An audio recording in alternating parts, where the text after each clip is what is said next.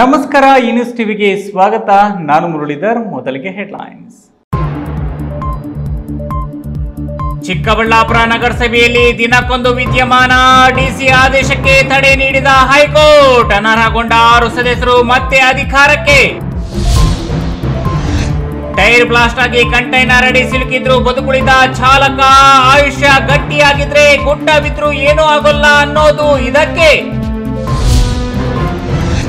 ಉತ್ತರ ಪಿನಾಕಿನಿ ನದಿಗೆ ಎಸೆಯುತ್ತಿರುವ ತ್ಯಾಜ್ಯದಿಂದಾಗಿ ಸಣ್ಣ ಕಾಲುವೆಯಂತಾದ ಉತ್ತರ ಪಿನಾಕಿನಿ ನದಿ. ಮರಳು ಸಾಗಾಣಿಕೆಯಿಂದ ಅಂತರ್ಜಲಕ್ಕೂ ಕುತ್ತು ಕೈಕಟ್ಟಿ ಕುಳಿತ ಸ್ಥಳೀಯ ಆಡಳಿತ. ರಿಯಲ್ ಎಸ್ಟೇಟ್ ಹೆಸರಲ್ಲಿ ಶಾಸಕ ಕುಟುಂಬಸ್ಥರಿಂದ ಭೂ ಕಬಳಿಕೆ. ಪೊಲೀಸರ ದೌರ್ಜನ್ಯಕ್ಕೆ ಬೇಸತ್ತು ದಯಾಮರಣ ಕೋರಿ ರಾಷ್ಟ್ರಪತಿಗಳಿಗೆ ಪತ್ರ ಬರೆದ ರೈತ ಕುಟುಂಬ.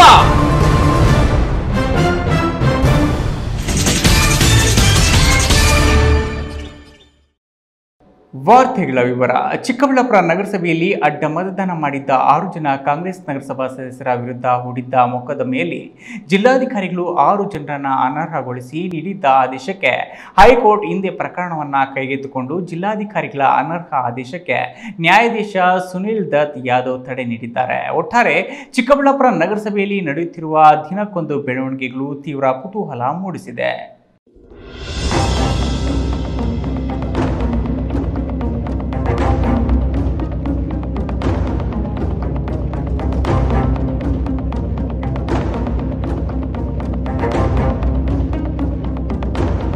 ಚಿಕ್ಕಬಳ್ಳಾಪುರ ನಗರಸಭೆಯಲ್ಲಿ ಕೊನೆಯ ಅವಧಿಗೆ ಅಧ್ಯಕ್ಷ ಉಪಾಧ್ಯಕ್ಷ ಆಯ್ಕೆ ವೇಳೆ ಕಾಂಗ್ರೆಸ್ ಪಕ್ಷಕ್ಕೆ ಸ್ಪಷ್ಟ ಬಹುಮತವಿದ್ದರೂ ಅಡ್ಡ ಮತದಾನ ಮಾಡಿಸಿ ಡಾಕ್ಟರ್ ಕೆ ಸುಧಾಕರ್ ಬಿಜೆಪಿ ಬೆಂಬಲಿತ ಸದಸ್ಯರೇ ಅಧಿಕಾರಕ್ಕೆ ಇರುವಂತೆ ಮಾಡಿದರು. ಕಳೆದ 3 ತಿಂಗಳಿಂದ ಜಿಲ್ಲಾಧಿಕಾರಿಗಳ ನ್ಯಾಯಾಲಯದಲ್ಲಿ ವಿಚಾರಣೆ ನಡೆದು ನಂತರ ಡಿಸಿ ರವೀಂದ್ರರವರು 6 ಜನರನ್ನು ಅನರ್ಹಗೊಳಿಸಿ ಆದೇಶ ನೀಡಿದರು. ತಕ್ಷಣ ಎಚ್ಚೆತ್ತುಕೊಂಡ 6 ಜನ ಸದಸ್ಯರು ಹೈಕೋರ್ಟ್ ಮೆಟ್ಟಿಲೇರಿ ಡಿಸಿ ತೀರ್ಪಿಗೆ ತಡೆಯಾಜ್ಞೆ ತರಲು ಪ್ರಯತ್ನ ನಡೆಸಿದರು. ಅದಕ್ಕೆ ಕಾಂಗ್ರೆಸ್ ನಾಯಕರು ಕೇಸ್ ಅಡ್ಮಿಟ್ ಮಾಡಿಕೊಳ್ಳದಂತೆ ಕೆವಿಯೇಟ್ ಸಹ ಹಾಕಿದ್ದರು ಎನ್ನಲಾಗಿದ್ದು, ಈ ಅನರ್ಹರ ಕೇಸನ್ನು ಹೈಕೋರ್ಟ್ನಲ್ಲಿ ಇಂದು ಅಡ್ಮಿಟ್ ಮಾಡಿಕೊಂಡಿದ್ರು. ಅಡ್ಮಿಟ್ ಆದ ಕೆಲವೇ ಗಂಟೆಗಳಲ್ಲಿ ನ್ಯಾಯಾಧೀಶ ಸುನಿಲ್ ದತ್ ಯಾದವ್ ಎನ್ನುವರು ಜಿಲ್ಲಾಧಿಕಾರಿಗಳ ಅನರ್ಹತೆ ಆದೇಶಕ್ಕೆ 1 ವಾರಗಳ ಕಾಲ ತಡೆ ನೀಡಿ ಪ್ರತಿವಾದಿಗಳನ್ನು ವಿಚಾರಣೆಗೆ ಕರೆದಿದ್ದಾರೆ ಎನ್ನಲಾಗಿದೆ. ಈ ತಡೆ ಆಜ್ಞೆಯಿಂದಾಗಿ ಅಡ್ಡ ಮತದಾನ ಮಾಡಿ ಅನರ್ಹಗೊಂಡಿದ್ದ 6 ಕಾಂಗ್ರೆಸ್ ಸದಸ್ಯರಿಂದ ಅತಂತ್ರದಲ್ಲಿದ್ದ ಚಿಕ್ಕಬಳ್ಳಾಪುರ ನಗರಸಭೆ ಆಡಳಿತಕ್ಕೆ ಆನೆ ಬಲ ಬಂದಂತಾಗಿದ್ದು, ಇದು ಸತ್ಯಕ್ಕೆ ಸಂದ ಜಯವಾಗಿದೆ. ಕೆಲವು ರಾಜಕೀಯ ಮುಖಂಡರು ಅಧಿಕಾರದ ಪ್ರಭಾವ ಬೀರಿ ಅನರ್ಹಗೊಳಿಸಿದ್ರು. ಅವರಿಗೆ ನ್ಯಾಯಾಲಯವೇ ತಕ್ಕ ಉತ್ತರ ನೀಡಿದೆ ಎಂದು ನಗರಸಭೆ ಅಧ್ಯಕ್ಷ ಎ ಗಜೇಂದ್ರ ತಿರುಗೇಟು ನೀಡಿದ್ದು, ತಮ್ಮ ಸ್ಥಾನಗಳಿಗೆ ಮತ್ತೆ ವಾಪಸ್ಸಾದ 6 ಜನ ಸದಸ್ಯರಿಗೆ ಸ್ವಾಗತ ಕೋರಿದ್ದಾರೆ. ಇನ್ನು ಇಂದು ಅನರ್ಹರ ಪರ ವಕಾಲತ್ತು ವಹಿಸಿದ ಖ್ಯಾತ ಅಡ್ವೊಕೇಟ್ ಸಂಜೀವಿನಿ ಪ್ರಭುಲಿಂಗ ನಾವಡಿಗೆ ಇವತ್ತೇ ಕೇಸ್ ಅಡ್ಮಿಟ್ ಮಾಡಿಸಿ ಇವತ್ತೇ ತಡೆಯಾಜ್ಞೆ ನೀಡಲು ಎಫರ್ಟ್ ಹಾಕಿದ್ದು, ತಡೆಯಾಜ್ಞೆ ಕೊಡಿಸಲು ಯಶಸ್ವಿಯಾಗಿದ್ದಾರೆ. ಕೇಸು ಗೆದ್ದ ಖುಷಿಯಲ್ಲಿದ್ದ ಕಾಂಗ್ರೆಸ್ ಲೀಡರ್ಗಳಿಗೆ ಮತ್ತೆ ಹಿನ್ನಡೆಯಾಗಿದ್ದು, ಈಗ ನಗರಸಭೆ ಬಜೆಟ್ ಮಂಡನೆಗೂ ದಾರಿ ಸುಗಮವಾದಂತಾಗಿದೆ. ಸತ್ಯಕ್ಕೆ ನ್ಯಾಯ ಸಿಕ್ಕಿದೆ. ಇವತ್ತು ನಮ್ಮ 6 ಜನ ಸದಸ್ಯರು ಏನು ಹೈಕೋರ್ಟಲ್ಲಿ ಏನು ಇವತ್ತು ಕೇಸು ಇತ್ತು, ಇವತ್ತು 6 ಜನದ ಪರವಾಗಿ ನ್ಯಾಯ ಸಿಕ್ಕಿದೆ. ಇದು ಡಾಕ್ಟರ್ ಕೆ ಸುಧಾಕರ್ ಅವರ ಜಯ ಅಂತ ಹೇಳ್ಬಿಟ್ಟು ನಾನು ಈ ಸಂದರ್ಭದಲ್ಲಿ ಹೇಳಲಿಕ್ಕೆ ಇಷ್ಟಪಡ್ತೀನಿ. ಅಧಿಕಾರ ಇದೆ ಅಂತ ಹೇಳ್ಬಿಟ್ಟು ಕೆಲವರೆಲ್ಲ ಅಡ್ಡದಾರಿಯಲ್ಲೇ ನುಗ್ಗಿ ಏನು ಸಮಸ್ಯೆಗಳು ಮಾಡಿದ್ದಾರೆ ಅಂತ ಹೇಳ್ಬಿಟ್ಟು ತಮಗೆಲ್ಲ ತಿಳಿದಿದೆ. ಇವತ್ತು ನಮ್ಮ 6 ಜನ ಸದಸ್ಯರು ಅಧಿಕೃತವಾಗಿ ನ್ಯಾಯಾಲಯ ಒಂದು ತೀರ್ಪನ್ನು ಕೊಟ್ಟಿದೆ. ಅವರು ಏನು ಸದಸ್ಯರನ್ನು ಆಗಿ ಮುಂದುವರಿಯಲಿಕ್ಕೆ ಅವಕಾಶ ಮಾಡಿಕೊಟ್ಟಿದ್ದಾರೆ. ಇವತ್ತು ಎಲ್ಲ ಸದಸ್ಯರನ್ನು ಒಳಗೊಂಡಂತೆ ಇವತ್ತು ಒಂದು ನ್ಯಾಯ ಸಿಕ್ಕಿದೆ ಅಂತೇಳಿ ಈ ಸಂದರ್ಭದಲ್ಲಿ ತಿಳಿಸ್ಲಿಕ್ಕೆ ಬಯಸ್ತೀನಿ. ಇತ್ತ ಪುನರ್ಜೀವ ಪಡೆದುಕೊಂಡ 6 ಜನ ಅನರ್ಹ ಸದಸ್ಯರು ಫುಲ್ ಖುಷಿಯಾಗಿದ್ದಾರೆ. ರತ್ನಮ್ಮ ಮತ್ತಿತರರು ಸಲ್ಲಿಸಿದ ಅರ್ಜಿಯನ್ನು ಪುರಸ್ಕರಿಸಿದ ಹೈಕೋರ್ಟ್ ಅತ್ಯಂತ ತ್ವರಿತವಾಗಿ ತಡೆಯಾಜ್ಞೆ ನೀಡಿದ ಕೇಸು ಎನಿಸಿಕೊಂಡಿದೆ. ಕ್ಯಾಮರಾ ಪರ್ಸನ್ ಅಶ್ವಥ್ ಜೊತೆ KS Narayanaswamy, News TV, Chikkaballapur.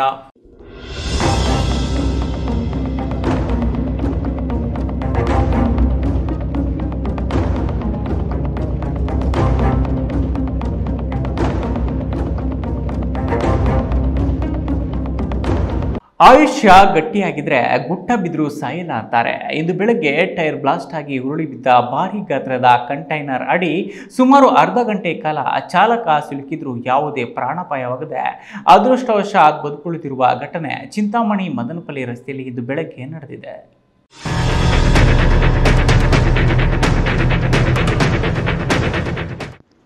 Tyre blast ಆಗಿ ರಸ್ತೆಗುರುಳಿದ ಕಂಟೈನರ್ನ ಕೆಳಗೆ ಸುಮಾರು ಅರ್ಧ ಗಂಟೆಗಳ ಕಾಲ ಸಿಲುಕಿದ ಚಾಲಕ ಬದುಕುಳಿದಿರತಕ್ಕಂಥ ಘಟನೆ ಬೆಂಗಳೂರು ಮದನಪಲ್ಲಿ ರಸ್ತೆಯ ಹೈಮರೆಡ್ಡಿ ಹಳ್ಳಿ ಬಳಿ ನಡೆದಿದೆ.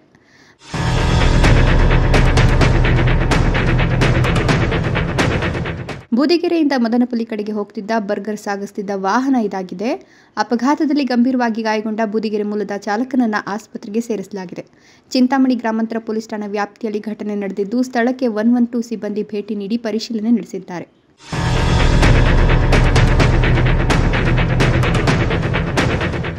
ಚಿಕ್ಕಬಳ್ಳಾಪುರ ಜಿಲ್ಲೆಯಲ್ಲಿ ಮಳೆಗಾಲದಲ್ಲಿ ಮಾತ್ರವೇ ಹರಿಯುವ ಉತ್ತರ ಪಿನಾಕಿನಿ ನದಿಯಾಗಿರದೆ ಸಣ್ಣ ಕಾಲುವೆಯಾಗಿ ಮಾರ್ಪಟ್ಟಿದೆ. ಪಟ್ಟಣದಲ್ಲಿ ಕೆಡುವಂತಹ ಕಟ್ಟಡಗಳ ತ್ಯಾಜ್ಯವನ್ನು ಟ್ರ್ಯಾಕ್ಟರ್ಗಳ ಮೂಲಕ ತಂದು ನದಿಯಲ್ಲಿ ಸುರಿಯುತ್ತಿರುವುದರಿಂದ ನದಿಯ ಆಜುಬಾಜಿನಲ್ಲಿರುವ ಜಮೀನುಗಳಿಗೆ ಹಾಗೂ ಮನೆಗಳಿಗೆ ನದಿಯಲ್ಲಿ ರಸ್ತೆ ಮಾಡಿಕೊಂಡು ನದಿಯನ್ನು ಹಾಳು ಮಾಡುತ್ತಿದ್ದು ಅಂತರ್ಜಲ ಮಟ್ಟಕ್ಕೂ ಸಹ ಕುತ್ತು ತಂದಿದೆ. ಈ ಕುರಿತು ಒಂದು ವರದಿ ಇಲ್ಲಿದೆ ನೋಡಿ.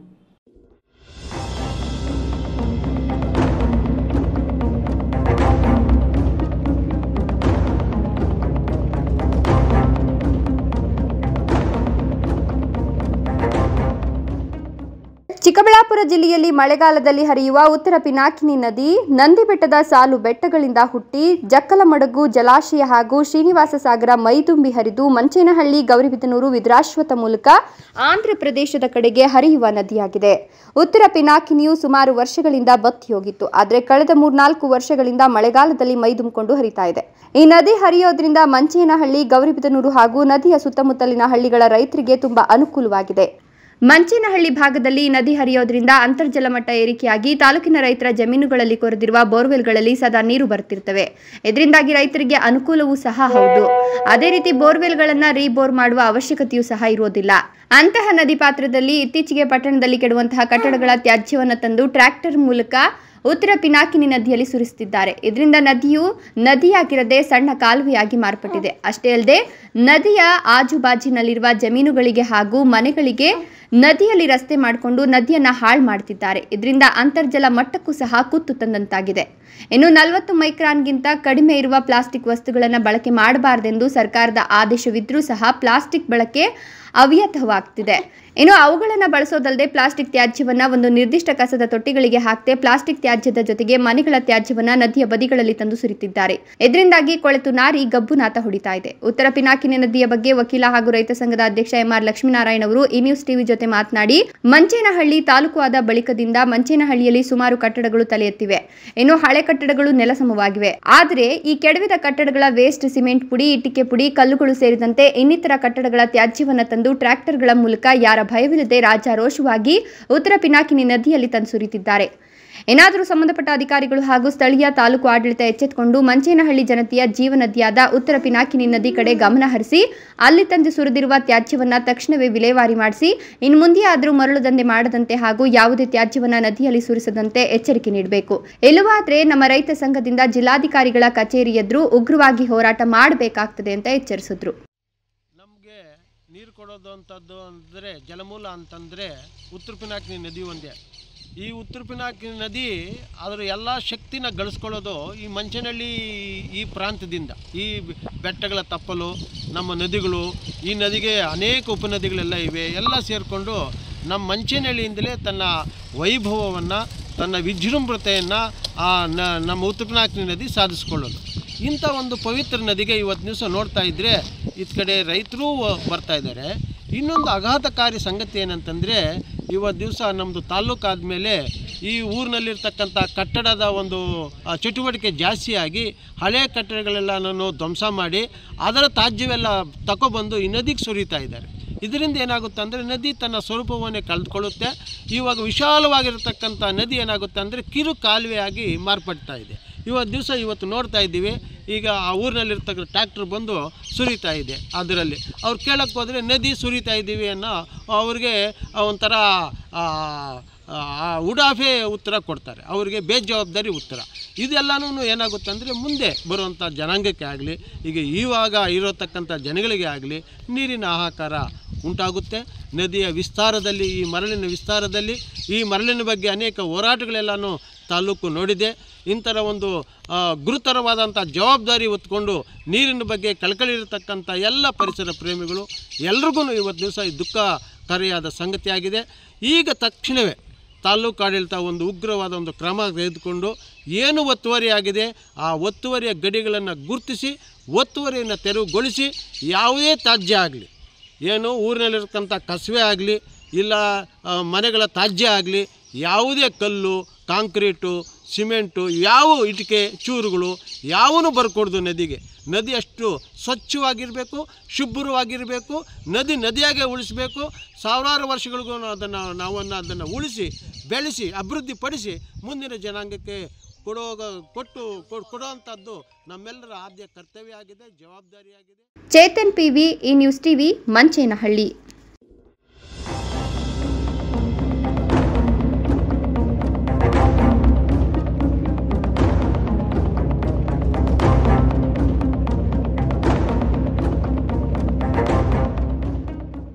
ಇದೀಗ ವಿರಾಮದ ನಂತರ ಈ ನ್ಯೂಸ್ ಟಿವಿ ಮುಂದುವರಿಯುತ್ತದೆ. ಭಾರತದ ಪ್ರತಿಷ್ಠಿತ ದ್ವಿಚಕ್ರ ವಾಹನಗಳಲ್ಲಿ ಒಂದಾದ ಹೀರೋ ಬೈಕ್ಗಳು ಹಾಗೂ ಹೊಸ ಎಲೆಕ್ಟ್ರಿಕ್ ವೀಡು ಸ್ಕೂಟರ್ಗಳ ಮಾರಾಟ ಮತ್ತು ಸರ್ವಿಸ್ ಚಿಕ್ಕಬಳ್ಳಾಪುರ ಮತ್ತು ಶಿಡ್ಲಘಟ್ಟದ ಮಂಜುನಾಥ ಶೋರೂಮ್ನಲ್ಲಿ ಲಭ್ಯ. ಚಿಕ್ಕಬಳ್ಳಾಪುರ ಜಿಲ್ಲೆಯಲ್ಲಿ ಪೆಟ್ರೋಲ್ ಹಾಗೂ ಎಲೆಕ್ಟ್ರಿಕ್ ಹೀರೋ ದ್ವಿಚಕ್ರ ವಾಹನಗಳ ಅಧಿಕೃತ ಮಾರಾಟಗಾರರು ಲಕ್ಷ್ಮೀನಾರಾಯಣ್ ಸಾರಥ್ಯದಲ್ಲಿ ಆರಂಭವಾಗಿರುವ ಮಂಜುನಾಥ ಹೀರೋ ಶೋರೂಮ್ಗಳು ಹಲವು ವೈಶಿಷ್ಟ್ಯತೆಗಳೊಂದಿಗೆ ಕೂಡಿವೆ. ವಿಳಾಸ ವಿಶಾಲ್ ಮಾರ್ಟ್ ಮುಂಭಾಗ, ಬಿಬಿ ರಸ್ತೆ, ಚಿಕ್ಕಬಳ್ಳಾಪುರ ಮತ್ತು ಕೆಎಸ್ಆರ್ಟಿಸಿ ಬಸ್ ಸ್ಟ್ಯಾಂಡ್ ಹತ್ತಿರ, ಶಿಡ್ಲಘಟ್ಟ. ಇಂದೇ ಭೇಟಿ. ದ್ವಿತೀಯ ಪಿಯುಸಿ ವಿದ್ಯಾರ್ಥಿಗಳೇ, ಏಮ್ಸ್ ಅಕಾಡೆಮಿಯಿಂದ ಚಿಕ್ಕಬಳ್ಳಾಪುರದಲ್ಲಿ ನೀಟ್ ಸಿಇಟಿ ಕ್ರಾಶ್ ಕೋರ್ಸ್ ಆರಂಭಿಸಲಾಗಿದೆ. ಪ್ರತಿದಿನ 9:30ರಿಂದ ಸಂಜೆ 6 ಗಂಟೆವರೆಗೆ ನಿರಂತರ 24 ದಿನಗಳು ಕೆಸೆಟ್ ಮತ್ತು 36 ದಿನಗಳು ನೀಟ್ಗೆ ತರಬೇತಿ ನೀಡಲಾಗುವುದು. ಸಿಇಟಿ ನೀಟ್ ಅನುಭವಿ ಉಪನ್ಯಾಸಕರಿಂದ ಬೋಧಿಸಲಾಗುವುದು ಮತ್ತು ಮೈಕ್ರೋ ಶೆಡ್ಯೂಲ್ನಂತೆ ಪ್ರತಿದಿನ ಮಾಕ್ ಟೆಸ್ಟ್ಗಳನ್ನು ನಿರ್ವಹಿಸಲಾಗುತ್ತದೆ. ನಮ್ಮದೇ ಆದ ಯುನಿಕ್ ಸ್ಟಡಿ ಮೆಟೀರಿಯಲ್ ನೀಡಲಾಗುತ್ತದೆ ಮತ್ತು ಚಿಕ್ಕಬಳ್ಳಾಪುರ ಬಸ್ ಸ್ಟಾಪ್ ಇಂದ ಉಚಿತ ಬಸ್ ಸೌಲಭ್ಯವಿರುತ್ತದೆ. ಕೋರ್ಸ್ ಫೀ 9,000 ಮಾತ್ರ. ನಮ್ಮಲ್ಲಿ ಕೋಚಿಂಗ್ ಪಡೆದ ವಿದ್ಯಾರ್ಥಿಗಳು ಸಿಇಟಿ ನೀಟ್ನಲ್ಲಿ ಉತ್ತಮ ಅಂಕ ಪಡೆದು ಟಾಪ್ 10 ಕಾಲೇಜುಗಳಲ್ಲಿ ದಾಖಲಾತಿ ಪಡೆದಿರುತ್ತಾರೆ. ಮಾರ್ಚ್ 20ರಿಂದ ತರಗತಿಗಳು ಆರಂಭವಾಗಲಿದೆ. ಹಿಂದೆ ಸಂಪರ್ಕಿಸಿ Aims Academy, Newton Integrated PU college, Chikkaballapur. Mobile ಸಂಖ್ಯೆ 7975827343 ಮತ್ತು 9538619055. ನನ್ನ ಕನಸು ಡಾಕ್ಟರ್ ಆಗೋದು. ಡಾಕ್ಟರ್ ಆಗೋದು ನನ್ನ ಕನಸು. ಮಗಳು ಡಾಕ್ಟರ್ ಆಗ್ಲಿ ಅನ್ನೋದು ನನ್ನ ಕನಸು.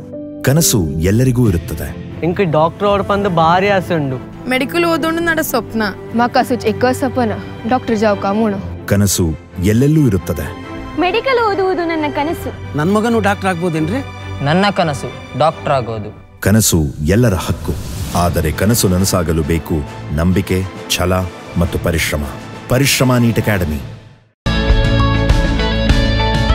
ಚಿಕ್ಕಬಳ್ಳಾಪುರ ನಗರದ ಗೌರಿಬಿದನೂರು ರಸ್ತೆಯಲ್ಲಿರುವ ಪ್ರತಿಷ್ಠಿತ ಬಡಾವಣೆ ಡಿವೈನ್ ಸಿಟಿಯಲ್ಲಿ ಲೋರಾ ಬಹುಪಯೋಗಿ ಕನ್ವೆನ್ಷನ್ ಹಾಲ್ ಪ್ರಾರಂಭವಾಗುತ್ತಿದೆ. ಸುಸಜ್ಜಿತವಾದ ಮದುವೆ ಸೇರಿದಂತೆ ಶುಭ ಕಾರ್ಯಗಳಿಗೆ ಸಭಾಂಗಣ, ಈಜುಕೊಳ, ಸುಂದರವಾದ suit rooms, family beauty spa, gym ಒಳಾಂಗಣ, ಕ್ರೀಡಾಂಗಣ ಸೇರಿದಂತೆ ಹಲವು ವೈಶಿಷ್ಟ್ಯಗಳಿಂದ ಕೂಡಿರುವ ಲೋರಾ ಕನ್ವೆನ್ಷನ್ ಹಾಲ್ ಇದೇ 27 ಮಾರ್ಚ್ 2025ರಿಂದ ಲೋಕಾರ್ಪಣೆಗೊಳ್ಳುತ್ತಿದೆ. ವಿರಾಮದ ನಂತರ ಈ ನ್ಯೂಸ್ ಟಿವಿಗೆ ಸ್ವಾಗತ. ತಾವು ಉಳುಮೆ ಮಾಡಿ ಜೀವನ ಸಾಗಿಸುವ ಕೃಷಿ ಭೂಮಿಯನ್ನು ಶಾಸಕ ಕುಟುಂಬದವರು ಅಕ್ರಮವಾಗಿ ಕಿತ್ತುಕೊಳ್ಳಲು ನೋಡುತ್ತಿದ್ದು ರಾಜಕೀಯ ಪ್ರಭಾವದಿಂದ ಪೊಲೀಸರು ದೌರ್ಜನ್ಯ ನಡೆಸುತ್ತಿದ್ದಾರೆ ಎಂದು ರೈತ ಕುಟುಂಬವೊಂದು ದಯಾಮರಣ ಕೋರಿ ರಾಷ್ಟ್ರಪತಿಗಳಿಗೆ ಪತ್ರ ಬರೆದಿದ್ದಾರೆ. ಸರ್, ಇಲ್ಲಿ ನಮ್ಮ ಜಮೀನ ಎಲ್ಲ SN ಅಂತ ಹೆಸರಿಗೆ ಬರ್ಸ್ಕೊಂಡ್ಬಿಟ್ಟವ್ರೆ. ಯಾವ ಥರ ನಿಮ್ಮ ಜಮೀನು ಮಾರಾಟ ಮಾಡಿ ಅದನ್ನ ಹೇಳಿ. ಇದನ್ನು ನಮ್ಮ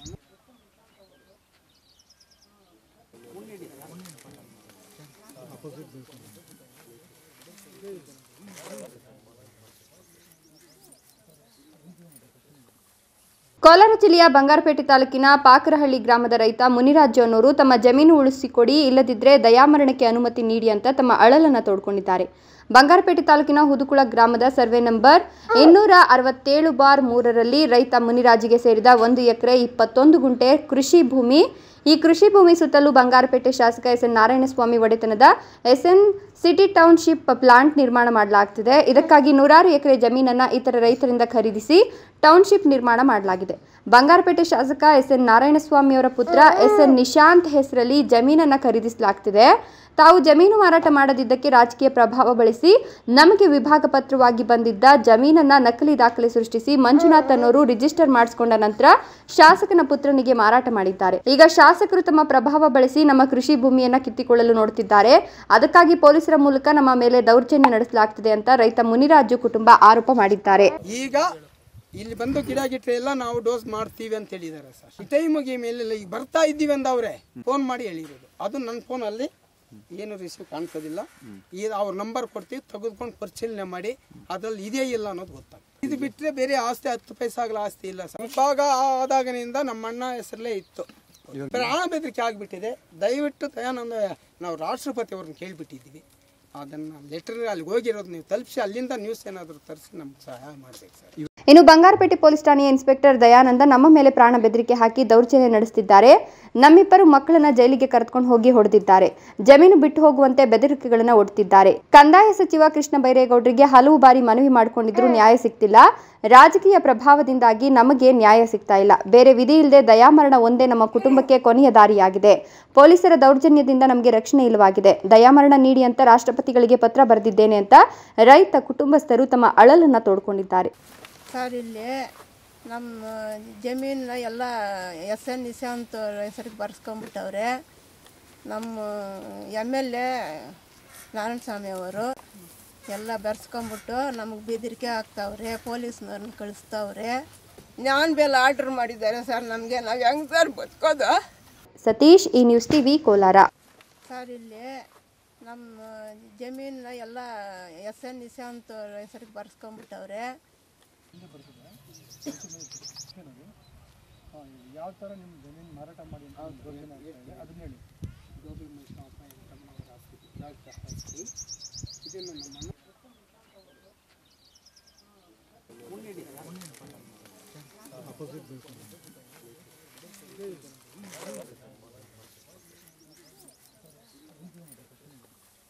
ಕೋಲಾರ ನಗರಸಭೆಯ ಪ್ರಸಕ್ತ ಸಾಲಿನ ಬಜೆಟ್ನ ಪೂರ್ವಭಾವಿ ಸಭೆಯನ್ನು ಗುರುವಾರ ಬೆಳಗ್ಗೆ 11 ಗಂಟೆಗೆ ನಿಗದಿಪಡಿಸಲಾಗಿತ್ತಾದರೂ ಸದಸ್ಯರ ಕೋರಂ ಕೊರತೆಯಿಂದಾಗಿ ಶನಿವಾರ ಮುಂದೂಡಲಾಗಿದೆ.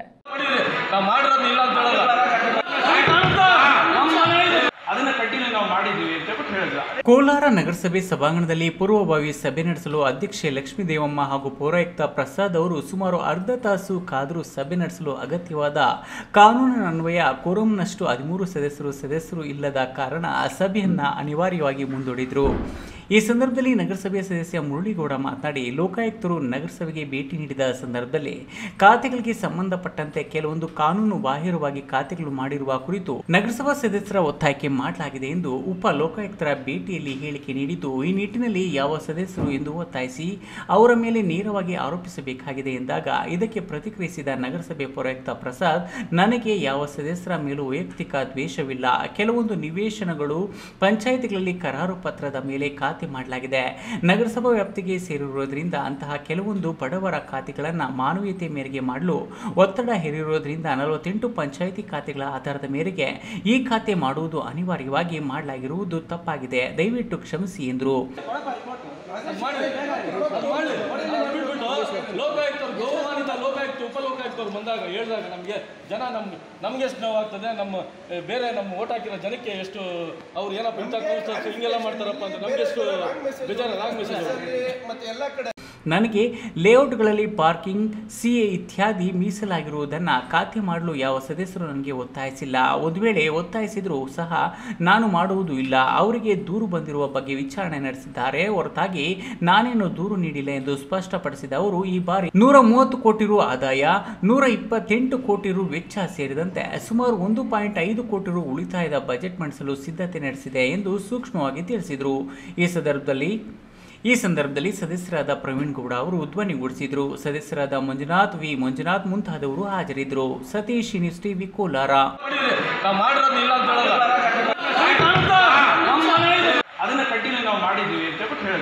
ಅಂಬಾಜಿದುರ್ಗ ಬೆಟ್ಟದಲ್ಲಿ ಕಿಡಿಗೇಡಿಗಳು ಹಚ್ಚಿದ ಬೆಂಕಿ ಕಾಡ್ಗಿಚ್ಚಾಗಿ ಪರಿವರ್ತನೆಗೊಂಡು ಸುಮಾರು ಅರಣ್ಯ ಪ್ರದೇಶ ಬೆಂಕಿಗೆ ಆಹುತಿಯಾಗಿದೆ. ಬೆಂಕಿ ನಂದಿಸುವ ಕಾರ್ಯಕ್ಕೆ ಅರಣ್ಯ ಇಲಾಖೆ ಅಧಿಕಾರಿಗಳಾಗಲಿ ಅಗ್ನಿಶಾಮಕ ಸಿಬ್ಬಂದಿಯಾಗಲಿ ಮುಂದಾಗಿಲ್ಲ. ಇದರಿಂದ ಸಣ್ಣ ಪುಟ್ಟ ಕಾಡು ಪ್ರಾಣಿಗಳು, ಗಿಡ ಮರಗಳು, ಪಕ್ಷಿ ಸಂಕುಲ ಬೆಂಕಿಗೆ ಆಹುತಿಯಾಗಿರುವ ಘಟನೆ ಬುಧವಾರ ರಾತ್ರಿ ಸಂಭವಿಸಿದ್ದು ಪರಿಸರ ಪ್ರೇಮಿಗಳು ಆಕ್ರೋಶ ವ್ಯಕ್ತಪಡಿಸಿದ್ದಾರೆ.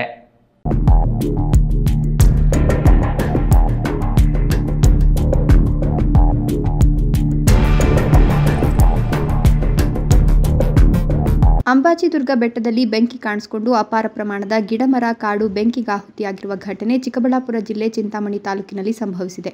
ಅಂಬಾಜಿದುರ್ಗ ಬೆಟ್ಟಕ್ಕೆ ಯಾರೋ ಕಿಡಿಗೇಡಿಗಳು ಬೆಂಕಿ ಹಚ್ಚಿದ್ದು ಬೆಂಕಿಯ ಕೆನ್ನಾಲಿಗೆಯಿಂದ ಪ್ರಾಣಿ ಪಕ್ಷಿಗಳು ಪರದಾಡ್ತಿವೆ. ಬೆಂಕಿ ನಂದಿಸುವಂತೆ ಪರಿಸರ ಪ್ರಿಯರು ಆಗ್ರಹಿಸ್ತಾ ಇದ್ದಾರೆ.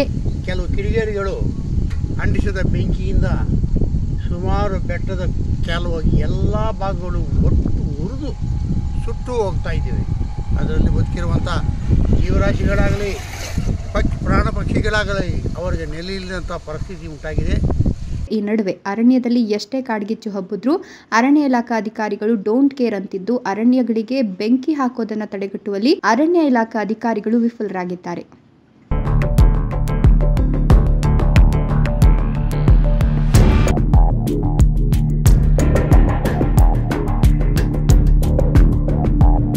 ಭಾರತ ದೇಶದಲ್ಲಿ ಸ್ವಾತಂತ್ರ್ಯ ಸಿಕ್ಕಿ 77 ವರ್ಷಗಳು ಕಳೆದರೂ ಪರಿಶಿಷ್ಟ ಜಾತಿ ಮತ್ತು ಪರಿಶಿಷ್ಟ ಪಂಗಡದ ಕುಟುಂಬಗಳು ವಾಸಿಸುವ ಗ್ರಾಮಗಳಲ್ಲಿ ಇಂದಿಗೂ ಸಹ ಮೂಲಭೂತ ಸೌಕರ್ಯಗಳಿಂದ ವಂಚಿತರಾಗಿದ್ದು ಗ್ರಾಮಕ್ಕೆ ರಸ್ತೆ ಕಲ್ಪಿಸುವಂತೆ ಒತ್ತಾಯಿಸಿ ಕರ್ನಾಟಕ ರಾಜ್ಯ ರೈತ ಹಾಗೂ ಹಸಿರು ಸೇನೆ ಹಾಗೂ ಗ್ರಾಮಸ್ಥರು ಎಲ್ಲ ಸೇರಿ ತಹಶೀಲ್ದಾರ್ ಎಂ.ವಿ. ರೂಪಾ ಅವರಿಗೆ ಮನವಿ ಸಲ್ಲಿಸಿದರು.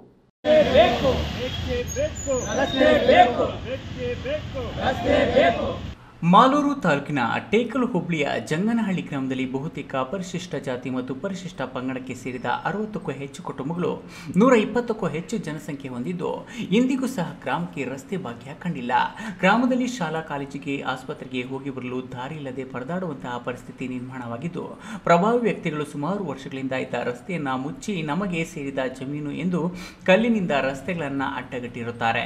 ಮತ್ತೆ ಇಲ್ಲಿ ವೃದ್ಧರು ಇದ್ದು ಅವರ ಚಿಕಿತ್ಸೆಗೆ ವಾಹನವು ಬರಲು ದಾರಿ ಇಲ್ಲದೆ ತುಂಬಾ ತೊಂದರೆಯಾಗುತ್ತಿದ್ದು ಈ ಕೂಡಲೇ ಅಡ್ಡಗಟ್ಟಿರುವ ರಸ್ತೆಯನ್ನು ತೆರವುಗೊಳಿಸಿ ಗ್ರಾಮಸ್ಥರಿಗೆ ಅನುಕೂಲ ಕಲ್ಪಿಸಬೇಕು. ಇಲ್ಲವಾದಲ್ಲಿ ಗ್ರಾಮಸ್ಥರು ತಾಲೂಕು ಕಚೇರಿ ಮುಂಭಾಗದಲ್ಲಿ ಪ್ರತಿಭಟನಾ ಹೋರಾಟ ಹಮ್ಮಿಕೊಳ್ಳಲಾಗುವುದು ಎಂದು ಎಚ್ಚರಿಕೆ ನೀಡಿ ತಹಶೀಲ್ದಾರ್ ಅವರಿಗೆ ಮನವಿ ಸಲ್ಲಿಸಿದರು.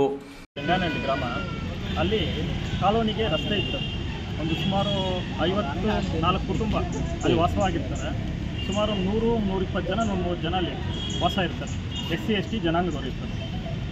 ಆ ರಸ್ತೆ ಊರು ನಮಗೆ ಜ್ಞಾಪಕ ಬಂದಾಗಿಂದ ಊರು ಉದ್ದಾಗಿಂದ ಆ ರಸ್ತೆ ಇತ್ತು. ಅಂಥ ರಸ್ತೆನ ಈಗ ವೆಂಕಟೇಶಪ್ಪ ಮತ್ತು ಅವ್ರ ಮಗ ಆದಂಥ ನರಸಿಂಹಮೂರ್ತಿಯವರು ಅದನ್ನು ನಮಗೆ ಸೇರಿರೋ ಜಮೀನು ಅಂತೇಳಿ ಅದನ್ನು ಒತ್ತುವರಿ ಮಾಡ್ಕೊಂಡಿರ್ತಾರೆ. RI ಒಂದು ರಿಪೋರ್ಟ್ ಹಾಕಿದ ತಕ್ಷಣವೇ ಅವ್ರು ಬಂದಲ್ಲಿ ಈಗ ತೆಂಗಿನ ಸಸಿ ಮಾವಿನ ಸಸಿ ರಸ್ತೆನೇ ಇಲ್ಲದೆ ಅಡ್ಡಗಟ್ಟಿ ಕಲ್ಲಿಂದ ಅವರಿಗೆ ಓಡಾಡೋದಕ್ಕೆ ಅನಾನುಕೂಲ ಆಗ್ತಾಯಿದೆ. ಈಗ ಅವ್ರ ಶಾಲಾ ಹೋಗೋವಂಥ ಬಸ್ ಹೋಗ್ತಾ ಇಲ್ಲ ಮಕ್ಕಳಿಗೆ. ಆಮೇಲೆ ಏನಾದರೂ ಹಾಸ್ಪಿಟ್ಲಿಗೆ ಹೋಗಬೇಕಾದ್ರೆ ಚಿಕಿತ್ಸೆಗೆ ಇನ್ನೊಂದು ಕಾರ್ ಹೋಗ್ತಾ ಇಲ್ಲ. ಈಗ ಊರಲ್ಲಿ ಗೊಂದುಗಳಲ್ಲಿ ಹೋಗಿ 2 ವೀಲರಲ್ಲಿ ಓಡಾಡ್ಕೊಡ್ತಾ ಇದ್ದಾರೆ. ಆಮೇಲೆ ನಾವು ಈಗ ತಾಲೂಕು ಆಫೀಸಲ್ಲಿ 1ನೇ ತಾರೀಕು ಇದೇ ತಿಂಗಳಲ್ಲಿ ಇಲ್ಲಿ ತಹಶೀಲ್ದಾರ್ಗೆ ಮನವಿ ಅರ್ಜಿ ಕೊಟ್ಟಿದ್ದೀವಿ. ಈಗ ಇವತ್ತು 27 ತಾರೀಕು ಇದುವರೆಗೂ ರಸ್ತೆ ಆಗಿಲ್ಲ. ನಮ್ಮೂರಿಗೂ ರಸ್ತೆ ಇತ್ತು, ಈಗ ಇಲ್ಲ ಮುಚ್ಚಿಬಿಟ್ಟಿದ್ದಾರೆ. ನಾವು ಚಿಕ್ಕ ಹುಡುಗರಾಗಿಂದ ಅದೇ ರಸ್ತೆ. ಇವಾಗ ನಮ್ಗೆ ಓಡಾಡೋಕ್ಕೆ ರಸ್ತೆ ಇಲ್ಲ. ಮಕ್ಕಳು ಮರಿ ಹಾಸ್ಪಿಟ್ಲಿಗೆ ಎಲ್ಲಾದರೂ ಹೋಗ್ಬೇಕಂದ್ರೆ ರಸ್ತೆ ಇಲ್ಲ. ನಾವು ಹೆಂಗೆ ಓಡಾಡಬೇಕು? ಅದ್ರ ಕೇಳೋಕ್ಕೆ ಬಂದರೆ ಎಲ್ಲೆಲ್ಲೋ ಕೇಳ್ತಾ ಇದ್ವಿ ಅಂದರೆ ರಸ್ತೆ ಕೊಡ್ತಾ ಇಲ್ಲ ನಮಗೆ. ಅಲ್ಲಿ ತೆಂಗಿನ ಗಿಡ ಅದು ಇದು ಅಂತ ತಂದಿಟ್ಬಿಟ್ಟಿದ್ದಾರೆ ರಸ್ತೆಯಲ್ಲಿ. ನಾವು ಹೆಂಗೆ ಓಡಾಡಬೇಕು? ಇವ್ರು ನಂಬ್ಕೊಂಡು ನಾವಿರೋದು. ಮತ್ತು ನಮಗೆ ರಸ್ತೆ ಇಲ್ಲ ಅಂದರೆ ನಮ್ಮ ಹತ್ರ ನಮ್ಮ ಕೆಲಸ ಅವ್ರ ಕೆಲಸಕ್ಕೆ ಬಂದರೆ ನಮ್ಮ ಹತ್ರ ಬರ್ತಾರೆ. ನಮ್ಮ ಕೆಲಸಕ್ಕೆ ಅವ್ರಿಗೆ ಉಪಯೋಗ ಇಲ್ಲ. ಈ ಸಂದರ್ಭದಲ್ಲಿ ಕರ್ನಾಟಕ ರಾಜ್ಯ ರೈತ ಸಂಘದ ಜಿಲ್ಲಾ ಸಂಚಾಲಕ JH ಶ್ರೀನಾಥ್, ಗೋವಿಂದಪ್ಪ, ತಾಲೂಕು ಸಂಚಾಲಕ KM ನಾರಾಯಣಸ್ವಾಮಿ, ಸಿದ್ದೇಶ್, ಶ್ರೀಧರ್, ರವಿ ರೆಡ್ಡಿ, ನಾಗರಾಜಪ್ಪ, ನರಸಿಂಹಕುಮಾರ್, ಲಲಿತಾ, ಉಮಾ ಸೇರಿದಂತೆ ಗ್ರಾಮಸ್ಥರು ಹಾಜರಿದ್ದರು. ಕೇಶವಿ ನ್ಯೂಸ್ ಟಿವಿ ಮಾಲೂರು.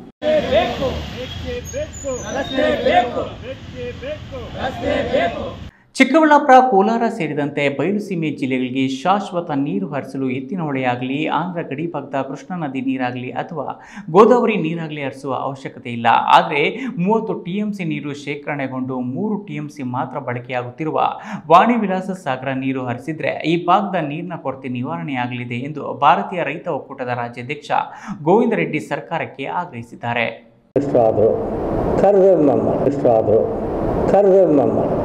ನಮ್ಮ ಜಿಲ್ಲಾಧ್ಯಕ್ಷರಾದ ಸತೀಶ್ ಅವರು ಚಿಕ್ಕಬಳ್ಳಾಪುರ, ಕೋಲಾರ, ಬೆಂಗಳೂರು ಗ್ರಾಮಾಂತರ ಜಿಲ್ಲೆಗಳಿಗೆ ಶಾಶ್ವತ ನೀರಾವರಿ ಹರಿಸಬೇಕೆಂದು ಹಲವಾರು ದಶಕಗಳಿಂದ ಹೋರಾಟ ನಡೆಯುತ್ತಿದೆ. ಇದಕ್ಕೆ ಪರಿಹಾರವಾಗಿ ಹಲವು ಯೋಜನೆಗಳು ರೂಪುಗೊಂಡವು. ಎತ್ತಿನಹೊಳೆ ಇನ್ನು ಕಾಮಗಾರಿ ನಡೆಯುತ್ತಲೇ ಇದೆ. ಕೆಲವರು ಗಡಿ ಜಿಲ್ಲೆ ಅನಂತಪುರದಿಂದ ಹಿಂದೂಪುರಕ್ಕೆ ಹರಿಯುತ್ತಿರುವ ಕೃಷ್ಣಾ ನದಿಯಿಂದ ನೀರು ತನ್ನಿ ಎಂದು ಕೆಲವರು ಒತ್ತಾಯಿಸುತ್ತಿದ್ದಾರೆ. ನೀರು ಬರುವಷ್ಟರೊಳಗೆ ಒಂದಿಷ್ಟು ದಾಹ ತೀರಿಸಿಕೊಳ್ಳಿ ಎಂದು ಈಗಾಗಲೇ HN ವ್ಯಾಲಿ ಮೂಲಕ ಶುದ್ಧೀಕರಿಸಿದ ತ್ಯಾಜ್ಯ ನೀರು ಕೊಟ್ಟಿದ್ದಾರೆ. 8,000 ಕೋಟಿ ವೆಚ್ಚದಲ್ಲಿ ನಿರ್ಮಾಣ ಮಾಡಬೇಕಿದ್ದ ಎತ್ತಿನಹೊಳೆಗೆ ಈಗ 23,000 ಕೋಟಿ ಸುಟ್ಟಿದ್ದಾರೆ. ಇದು ಪೈಪ್ಗಳ ಲಾಬಿ. ಇದರಿಂದ ಒಂದು ತೊಟ್ಟು ನೀರು ಬರೋಲ್ಲ ಎಂಬುದು ಹೋರಾಟಗಾರರ ಚಾಲೆಂಜ್ ಆಗಿದೆ. ಈ ಮಧ್ಯೆ ನಮ್ಮ ಜನಪ್ರತಿನಿಧಿಗಳು ಕೇಂದ್ರ ಸಚಿವರುಗಳ ಮನಸೆಳೆದು ಪಕ್ಕದ ರಾಜ್ಯದಿಂದ ನೀರು ಹರಿಸುವಂತೆ ಮನವಿಗಳನ್ನು ಸಲ್ಲಿಸುತ್ತಿದ್ದಾರೆ.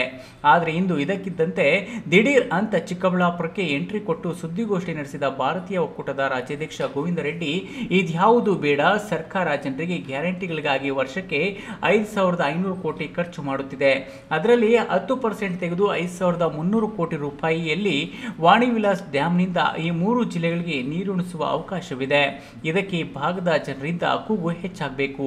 ವಾಣಿ ವಿಲಾಸ್ ಸಾಗರದಲ್ಲಿ 30 TMC ನೀರು ಶೇಖರಣೆಯಾಗುತ್ತಿದ್ದು ಈ ಭಾಗದ ರೈತರಿಗೆ ಕೇವಲ 3 TMC ನೀರಷ್ಟೇ ಬಳಕೆಯಾಗುತ್ತಿದೆ. ಆ ಉಳಿಕೆ ನೀರಿನಲ್ಲಿ ಈ ಭಾಗಕ್ಕೆ 5 ರಿಂದ 6 TMC ನೀರು ಕೊಟ್ಟರೆ ಸಾಕು, ಇಡೀ ಕೆರೆ ಕುಂಟೆಗಳನ್ನು ತುಂಬಿಸಿ ನೀರಾವರಿ ಮಾಡಬಹುದು ಎಂದು ಭವಿಷ್ಯ ನುಡಿದರು. ಈಗ ಭಾಳ ಏನೇನೋ ಸ್ಟೇಟ್ಮೆಂಟ್ಗಳು ಕೋಲಾರ, ಚಿಕ್ಕಬಳ್ಳಾಪುರ ಲೆಕ್ಕ ಇಟ್ಕೊಂಡೇ ಬರ್ತಾ ಇರ್ತಾರೆ. ಒಬ್ಬರು ನೀರೇ ಇಲ್ಲ ಅಂತಾರೆ, ಒಬ್ಬರು ಶಾಶ್ವತ ನೀರಾವರಿ ಅಂತಾರೆ, ಏನೇನೋ ಮಾತಾಡ್ತಾರೆ. ಆದರೆ ಆಗಿರೋದೇನಂತಂದರೆ ಸುಮಾರು 15 ವರ್ಷದಿಂದ ಎತ್ತಿನ ಹಳ್ಳದ ಯೋಜನೆ ಮಾಡಿದ್ವಿ. ಬೊಮ್ಮಾಯಿ ಅದನ್ನು DPR ಮಾಡಿದ್ರು. ಲಕ್ಷಣವಾಗಿ ಎಲ್ಲ ಒಂದು 9,000 10,000 ಕೋಟಿ ರೂಪಾಯಿನಲ್ಲಿ ಆಗ್ತದಂತ ಮಾಡಿದ್ವಿ. ಈಗ ಸ್ವಲ್ಪ ದುಡ್ಡು ಜಾಸ್ತಿ ಆಗಿರ್ಬೋದು, ಆದರೆ ಕೆಲಸ ಆಗಿಬಿಟ್ಟಿದೆ. ಸಕಲೇಶ್ಪುರದ ಹತ್ರ ಎತ್ತಿನ ಹಳ್ಳ ಹರಿತದೆ. ಎತ್ತಿನ ಹಳ್ಳಕ್ಕೆ ಕೆರೆಹೊಳೆ, ಹೊಂಗದಹಳ್ಳ, ಕಾಡುಮನೆ ಇವೆಲ್ಲ ಸೇರಿಬಿಟ್ಟು 4 ಹಳ್ಳಗಳು ಸೇರಿ ನೀರನ್ನು ಬರ್ತಾವೆ. ಅದು ಮುಂದೆ ಅದ್ರ ಹೆಸರು ಕೆಂಪೋಳೆ ಅಂತ ಆಗ್ತದೆ. ಸುದ್ದಿಗೋಷ್ಠಿಯಲ್ಲಿ ಭಾರತೀಯ ಒಕ್ಕೂಟದ ಇತರೆ ಪದಾಧಿಕಾರಿಗಳು ಹಾಜರಿದ್ದರು. ಕ್ಯಾಮ್ರಾ ಪರ್ಸನ್ ಅಶ್ವಥ್ ಜೊತೆ KS Narayanaswamy, News TV, Chikkaballapur.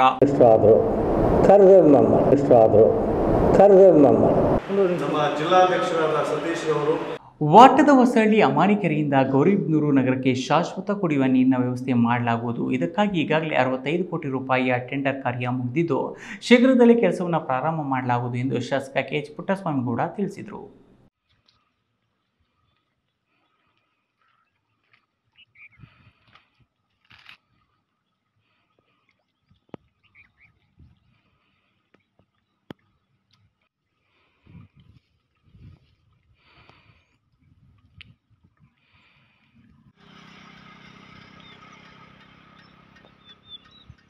Gauribidanur ನಗರಸಭೆಯಲ್ಲಿ ಹಮ್ಮಿಕೊಂಡಿದ್ದ ನಗರಸಭೆ ಆಯವ್ಯಯ ಕಾರ್ಯಕ್ರಮದಲ್ಲಿ ಶಾಸಕ ಪುಟ್ಟಸ್ವಾಮಿಗೌಡ ಭಾಗವಹಿಸಿ ಮಾತನಾಡಿ, ಗೌರಿಬಿದನೂರು ನಗರದ 31 ವಾರ್ಡ್ಗಳಲ್ಲಿ ಕುಡಿಯುವ ನೀರಿನ ಸಮಸ್ಯೆ ವರ್ಷದಿಂದ ವರ್ಷಕ್ಕೆ ಬಿಗಡಾಯಿಸುತ್ತಿದ್ದು ಈ ಸಮಸ್ಯೆಯನ್ನು ಶಾಶ್ವತವಾಗಿ ಬಗೆಹರಿಸುವ ನಿಟ್ಟಿನಲ್ಲಿ ಯೋಜನೆ ರೂಪಿಸಲಾಗಿದೆ. ಆದರೆ ಎತ್ತಿನಹೊಳೆ ನೀರನ್ನು ಈ ಕೆರೆಗೆ ತುಂಬಿಸಿದ ನಂತರವೇ ಅಲ್ಲಿನ ನೀರನ್ನು ನಗರಕ್ಕೆ ಸರಬರಾಜು ಮಾಡಲಾಗುವುದು. ವಾಟದ ಹೊಸಹಳ್ಳಿ ಅಮಾನಿಕೆರೆ ನೀರನ್ನು ನಗರಕ್ಕೆ 31 ವಾರ್ಡ್ಗಳಿಗೆ ಸರಬರಾಜು ಮಾಡುವುದರಿಂದ ನಗರ ಭಾಗದ 1 ಲಕ್ಷಕ್ಕೂ ಹೆಚ್ಚು ಜನರ ನೀರಿನ ಬವಣೆಯ ಸಮಸ್ಯೆ ನೀಗಲಿದೆ. ಆದರೆ ಕೆಲವು ಮುಖಂಡರು ತಮ್ಮ ರಾಜಕೀಯ ಚಿತಾವಣೆಗೋಸ್ಕರ ಕೆರೆ ಅಚ್ಚುಕಟ್ಟು ಪ್ರದೇಶದ ವ್ಯಾಪ್ತಿಗೆ ಬರುವ ರೈತರ ಮತ್ತು ಜನರ ಒಕ್ಕಲೆಬ್ಬಿಸುವ ಕೆಲಸ ಮಾಡುತ್ತಿದ್ದಾರೆ. ಈ ಭಾಗದ ಜನರಿಗೆ ಯಾವುದೇ ರೀತಿಯಲ್ಲೂ ತೊಂದರೆಯಾಗುವುದಿಲ್ಲ. ಈ ಬಗ್ಗೆ ಈ ಭಾಗದ ಜನರು ಯಾವುದೇ ಗೊಂದಲಕ್ಕೆ ಒಳಗಾಗಬಾರದು ಎಂದು ತಿಳಿಸಿದರು. ಯಾವ ಕೆಟ್ಟ ಕೆಲಸ ಅಂತ ಅರ್ಥ ಮಾಡುವ ಶಕ್ತಿ ನಮ್ಮ ತಾಲೂಕಿನ ಜನಗಿದೆ. ಖಂಡಿತ ಸಹಕಾರ ಕೊಡ್ತಕ್ಕಂಥ ನನ್ನ ಭಾವನೆ ಇದೆ. ಪತ್ರಕರ್ತರು ಇದನ್ನ ಪ್ರಮುಖವಾಗಿ ಬರೆದು ಅಲ್ಲಿಯ ಜನಕ್ಕೆ ಒಂದು ಮನವರಿಕೆ ಮಾಡಿಕೊಟ್ಟಿದ್ದ ಪತ್ರಕರ್ತರು ಮಿತ್ರರಲ್ಲೂ ಕೂಡ ಮನವಿ ಮಾಡ್ಕೊಳ್ತೀನಿ. ಎಲ್ಲರೂ ಈ ಒಂದು ಬಜೆಟ್ ಅಚ್ಚುಕಟ್ಟಾಗಿ ಒಂದು ಬಜೆಟ್ ಮಾಡಿಸಿ. Pradeep, news TV, Gauribidanur.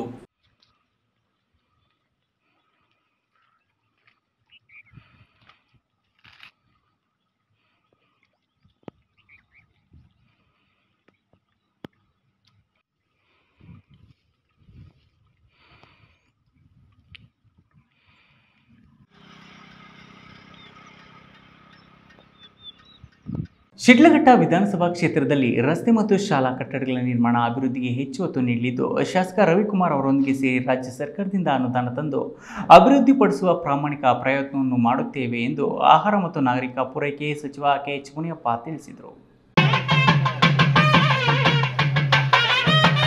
ಶಿಡ್ಲಘಟ್ಟ ತಾಲೂಕಿನ ಮೇಲೂರು ಗ್ರಾಮದ ಗ್ರಾಮ ದೇವತೆ ಶ್ರೀ ಗಂಗಮ್ಮ ದೇವಿ ದೇವಾಲಯದ ಬಳಿ ಶ್ರೀ ಗಂಗಾದೇವಿ ಕಲ್ಯಾಣ ಮಂಟಪದ ನಿರ್ಮಾಣಕ್ಕೆ ಆಹಾರ ಮತ್ತು ನಾಗರಿಕ ಪೂರೈಕೆ ಸಚಿವ ಕೆಎಚ್ ಮುನಿಯಪ್ಪ ಅವರು ಕ್ಷೇತ್ರದ ಶಾಸಕ ಬಿಎನ್ ರವಿಕುಮಾರ್ ಅವರ ಜೊತೆ ಸೇರಿ ಭೂಮಿ ಪೂಜೆ ನೆರವೇರಿಸಿದರು.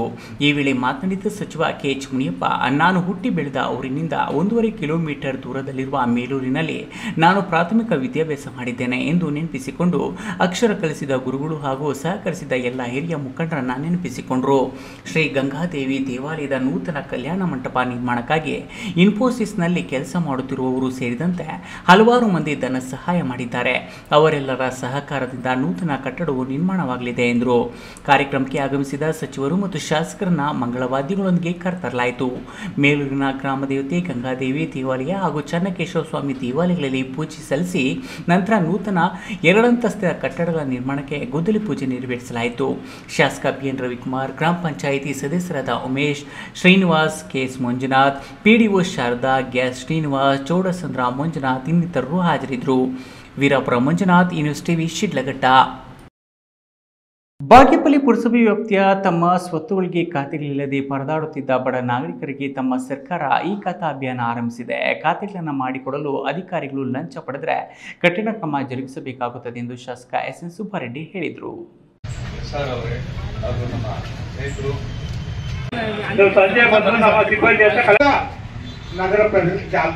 ಬಾಗೇಪಲ್ಲಿ ಪಟ್ಟಣ ಪುರಸಭೆಯ ಆವರಣದಲ್ಲಿ ಈ ಖಾತಾ ಅಭಿಯಾನದಲ್ಲಿ 800 ಅರ್ಜಿಗಳ ಪೈಕಿ 150 ಫಲಾನುಭವಿಗಳಿಗೆ ಈ ಖಾತಾ ಪ್ರಮಾಣ ಪತ್ರ ವಿತರಿಸಿ ಶಾಸಕ ಸುಬ್ಬಾರೆಡ್ಡಿ ಮಾತನಾಡಿ, ಹಂತ ಹಂತವಾಗಿ ಪಟ್ಟಣದ ವ್ಯಾಪ್ತಿಯಲ್ಲಿ ನಿವೇಶನ, ವಸತಿ ಕಟ್ಟಡ, ವಾಣಿಜ್ಯ ಕಟ್ಟಡಗಳು, ಮನೆಯ ಆಸ್ತಿಗಳು, ಖಾಲಿ ನಿವೇಶನ ಹೊಂದಿರುವವರು ಸೂಕ್ತ ದಾಖಲೆ ಸಮೇತ ಪುರಸಭಾ ಕಚೇರಿಗೆ ಸಂಬಂಧಿಸಿದ ಅಧಿಕಾರಿಗಳಿಗೆ ಅರ್ಜಿ ಸಲ್ಲಿಸಿದರೆ ಕೂಡಲೇ ಈ ಖಾತಾ ಮಾಡಿಕೊಡುವ ವ್ಯವಸ್ಥೆಯನ್ನು ಕಲ್ಪಿಸಲಾಗಿದೆ. 2 ತಿಂಗಳು ಸಮಯ ಇದೆ. ಈ ವೇಳೆ ಯಾವುದೇ ಅಧಿಕಾರಿ ಅಥವಾ ಪುರಸಭಾ ಸಿಬ್ಬಂದಿ ಖಾತೆಗೆ ಹಣ ಕೇಳಿದ್ರೆ ನಮ್ಮ ಗಮನಕ್ಕೆ ತಂದ್ರೆ ಅವರ ವಿರುದ್ಧ ಕಠಿಣ ಕ್ರಮ ಜರುಗಿಸ್ತೇನೆ ಎಂದರು. 150 ಅರ್ಜಿಗೆ ಇವತ್ತು ನಾವು ಖಾತಾ ಮಾಡಿ ರೆಡಿ ಮಾಡಿ ಇಟ್ಕೊಂಡಿದ್ದೀವಿ. ನಾನು ಸಾಂಕೇತಿಕವಾಗಿ ಒಂದು 10-15 ಕೊಟ್ಟು ಬಂದೆ, ಮಿಕ್ಕಿದ್ದು ನಿಮ್ಮ ನೀವು ಕೊಡಿ ಅಂತ ಹೇಳ್ಬಿಟ್ಟು ಬಂದಿದ್ದೀನಿ. ಈ 800 ಅತಿ ಶೀಘ್ರದಲ್ಲೇ ಕೊಡ್ತೀವಿ. ಇನ್ಯಾರೋ ಉಳಿದವ್ರು ಅರ್ಜಿ ಸಲ್ಲಿಸಿ ಅದನ್ನು ಕೊಡುವಂಥ ಕೆಲಸ ನಾನು ಮಾಡ್ತೀನಪ್ಪ. ಖುದ್ದಾಗಿ ನಾನು ಕೊಟ್ಟ 15 ಈ ಖಾತೆಗಳವ್ರನ್ನೂ ಕೇಳಿದ್ದೀನಿ. ಏನಾದ್ರು ನಯಾ ಪೈಸಾ ಅಧಿಕಾರಿಗಳು ಕೊಟ್ಟಿದ್ದ, ನಾವು ಕೊಟ್ಟಿಲ್ಲ ಅಂತ ಹೇಳಿದರು. ಇನ್ನು ನಿಮ್ಗೇನೋ ಖುದ್ದಾಗಿ ಏನೋ ಮಾಹಿತಿ ಇದ್ದರೆ ಕೊಡಿ, ಅದರ ಬಗ್ಗೆ ವಿಚಾರ ನಡೆಸ್ತೀವಿ.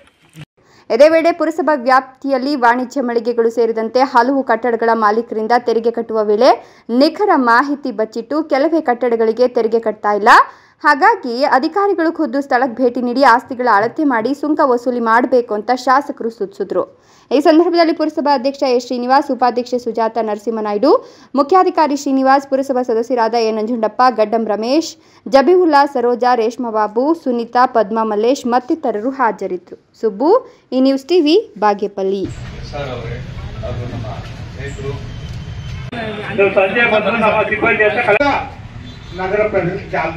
ಇದೀಗ ವಿರಾಮದ ನಂತರ ಈ ನ್ಯೂಸ್ ಟಿವಿ ಮುಂದುವರಿಯುತ್ತದೆ.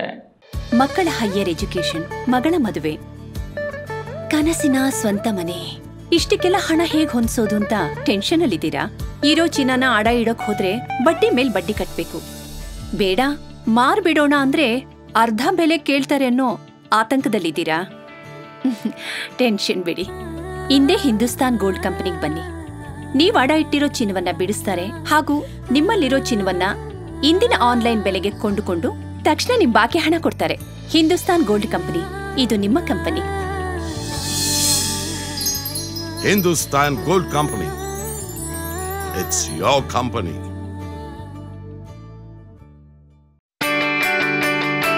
ಜೈನ್ ಮಿಷನ್ ಆಸ್ಪತ್ರೆ ಜೈನ್ ಮಿಷನ್ ಟ್ರಸ್ಟ್ನ ಲಾಭರಹಿತ ಉಪಕ್ರಮ. ಕರ್ನಾಟಕ ರಾಜ್ಯ ಬೀಜ ನಿಗಮ ಪಕ್ಕ, ಬಿಬಿ ರಸ್ತೆ, ಚಿಕ್ಕಬಳ್ಳಾಪುರ. ದಶಕಗಳಿಂದ ಆರೋಗ್ಯ ಕ್ಷೇತ್ರದಲ್ಲಿ ಲಾಭರಹಿತವಾಗಿ ಸೇವೆ ಸಲ್ಲಿಸುತ್ತಿರುವ ಜೈನ್ ಮಿಷನ್ ಆಸ್ಪತ್ರೆ ದಿನದ 24 ಗಂಟೆ ತುರ್ತು ಚಿಕಿತ್ಸೆಯಿಂದ ಹಿಡಿದು ಎಲ್ಲಾ ಕಾಯಿಲೆಗಳಿಗೂ ಇಲ್ಲಿ ಚಿಕಿತ್ಸೆ ಲಭ್ಯ.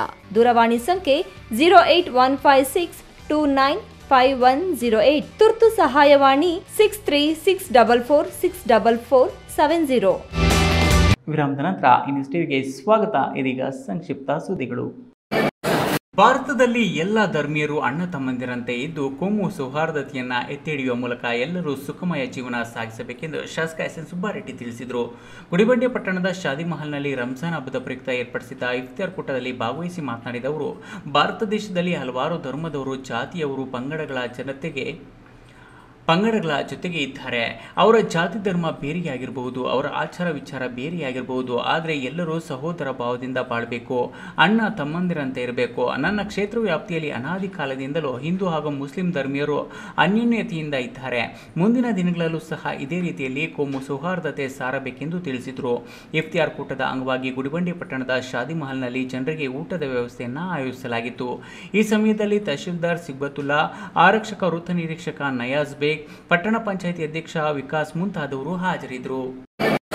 ಕೊನೆಯದಾಗಿ ಮತ್ತೊಮ್ಮೆ ಹೆಡ್ಲೈನ್ಸ್. ಚಿಕ್ಕಬಳ್ಳಾಪುರ ನಗರಸಭೆಯಲ್ಲಿ ದಿನಕ್ಕೊಂದು ವಿದ್ಯಮಾನ, ಡಿಸಿ ಆದೇಶಕ್ಕೆ ತಡೆ ನೀಡಿದ ಹೈಕೋರ್ಟ್. ಅನರ್ಹಗೊಂಡ 6 ಸದಸ್ಯರು ಮತ್ತೆ ಅಧಿಕಾರಕ್ಕೆ. ಟೈರ್ ಬ್ಲಾಸ್ಟ್ ಆಗಿ ಕಂಟೈನರ್ ಅಡಿ ಸಿಲುಕಿದ್ರು ಬದುಕುಳಿದ ಚಾಲಕ. ಆಯುಷ್ಯ ಗಟ್ಟಿಯಾಗಿದ್ರೆ ಗುಡ್ಡ ಬಿದ್ರು ಏನೂ ಆಗೋಲ್ಲ ಅನ್ನೋದು ಇದಕ್ಕೆ. ಉತ್ತರ ಪಿನಾಕಿನಿ ನದಿಗೆ ಎಸೆಯುತ್ತಿರುವ ತ್ಯಾಜ್ಯದಿಂದಾಗಿ ಸಣ್ಣ ಕಾಲುವೆಯಂತಾದ ಉತ್ತರ ಪಿನಾಕಿನಿ ನದಿ. ಮರಳು ಸಾಗಾಣಿಕೆಯಿಂದ ಅಂತರ್ಜಲಕ್ಕೂ ಕುತ್ತು ಕೈಕಟ್ಟಿ ಕುಳಿತ ಸ್ಥಳೀಯ ಆಡಳಿತ. ರಿಯಲ್ ಎಸ್ಟೇಟ್ ಹೆಸರಲ್ಲಿ ಶಾಸಕ ಕುಟುಂಬಸ್ಥರಿಂದ ಭೂ ಕಬಳಿಕೆ, ಪೊಲೀಸರ ದೌರ್ಜನ್ಯಕ್ಕೆ ಬೇಸತ್ತು ದಯಾಮರಣ ಕೋರಿ ರಾಷ್ಟ್ರಪತಿಗಳಿಗೆ ಪತ್ರ ಬರೆದ ರೈತ ಕುಟುಂಬ. ದಿನನಿತ್ಯದ ಸುದ್ದಿ ಸ್ಪರ್ಶಕ್ಕಾಗಿ ತಪ್ಪದೆ ವೀಕ್ಷಿಸಿ ನ್ಯೂಸ್ ಟಿವಿ.